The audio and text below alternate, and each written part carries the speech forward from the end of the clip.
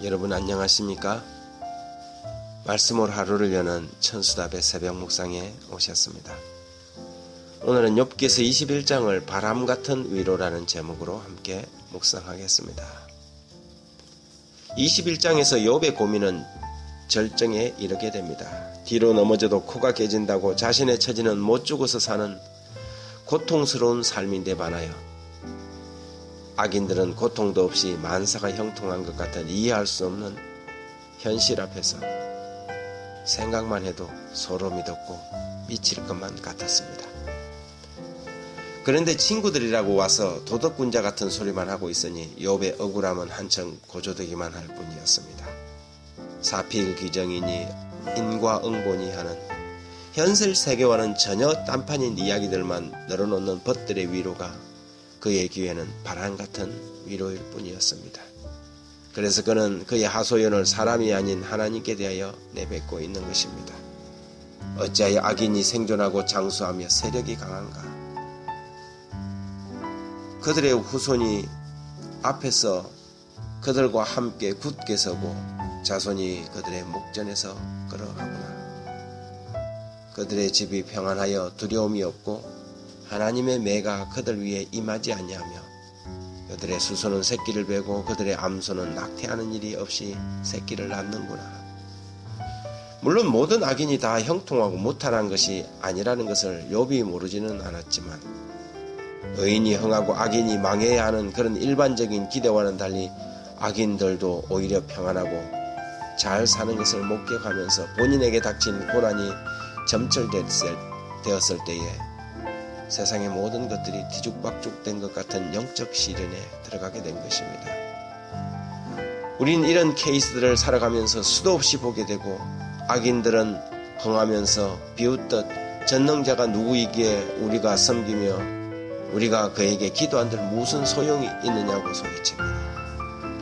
이러한 분명한 현실 가운데서 사필귀정을 노래하고 인과응보를 모든 상황에 적용하려 든다면 우리도 욥과 같은 똑같은 깊은 고난에 빠지게 될 것입니다. 현실 세계의 축복을 신앙의 결론으로 끝내려고 든다면 혼란은 가중되고 고민의 해답은 발견되지 않을 것입니다. 의인과 악인의 죽음이 일반 같고 무덤에 누우면 둘 다 구더기가 덮이는 것을 보게 될 것입니다. 만일 그렇다면 신앙의 나음이 과연 무엇이란 말입니까? 욥의 순전하고 완전한 믿음의 나음이 과연 무엇이란 말입니까? 신앙은 고난을 당할 때 열을 발산합니다. 고난이 없는 것이 신앙의 나음이 아니라 고난을 당하더라도 열을 발산할 수 있는 그것이 신앙의 나음입니다. 하나님은 비와 햇빛을 악인과 선인에게 골고루 내리시듯 세상의 복과 재물들도 골고루 주시는 것입니다. 그러나 시련의 바람이 불어오면 악인은 엎드리지면 일어나지 못하지만 의인은 7번 넘어질지라도 다시 일어나는 것이 그들의 신앙의 나옴인 것입니다. 그것이 신앙의 열이 있기 때문입니다. 그러나 그런 현실 세계에서 이 모든 것이 끝나는 것만도 아닙니다. 정말 그것이 끝이라면 바울의 말처럼 만일 그리스도 안에서 우리가 바라는 것이 다만 이 세상의 삶뿐이라면 모든 사람 가운데 우리가 더욱 불쌍한 자가 될 것입니다. 그러나 절대 아닙니다. 진정이 이 세상이 끝이 아니기에 우리는 고난과 시련 가운데서도 오는 세상을 기대하고 살아갈 수 있는 것입니다. 고난과 시련은 믿는 우리에게 삶의 디딤돌일 뿐입니다. 더 멀리 보고 더 높이 바라볼 수 있는 디딤돌, 그것이 우리의 삶의 고난입니다. 그리고 오는 세상을 더욱 고대하며 소망을 부채질을 하는 것이 바로 고난이라는 하나님의 사자들입니다. 욥의 고민에 대하여 바울은 이렇게 말합니다. 그러므로 내 사랑하는 형제들아 견실하며 흔들리지 말고 항상 주의 일에 더욱 힘쓰는 자들이 되라. 이는 너희의 수고가 주 안에서 헛되지 않을 줄 알미니라. 그렇습니다. 고난이 다가오고 이해할 수 없는 상황이 전개될지라도 흔들리지 말아야 합니다.